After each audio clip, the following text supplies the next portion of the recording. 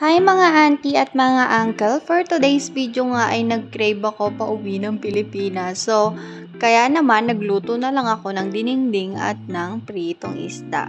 Para naman ma-feel ko na nasa Pilipinas din ako. Shoutout sa mga Ilocano dyan. Nag-imasan! At syempre nga, inuna kong magpirito ng isda dahil mas masarap ang gulay pag bagong luto. So, ayan, munti ka na nga siyang masunog, mga auntie.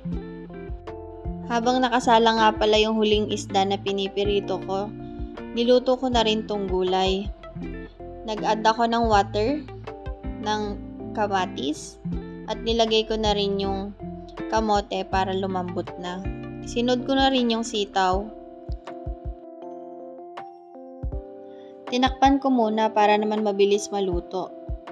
At nung kumukulo na nga, nilagyan ko na ng bagoong na mahirap hanapin dito sa Dubai. Dahil lagi naman nagiging out of stock.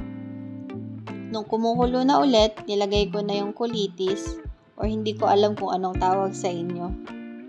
In a few minutes nga mga auntie at mga uncle, nakapaghain na rin ako. Naghiwa nga pala ako dyang labanos, sibuyas, kamatis. Nilagyan ko rin siya ng pipino at syempre hindi mawawala ang sili.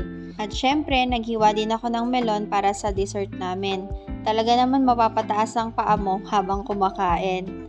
Lamangan tayo mga kabayan. At syempre talaga nga naman masarap kumain pag madami kayo. Talaga naman mapapaulit ka. Kasama ko nga palang kumakain yung ate ko, yung bayo ko at si auntie. Kaya nga ramdam ko that time na nasa Pilipinas lang ako.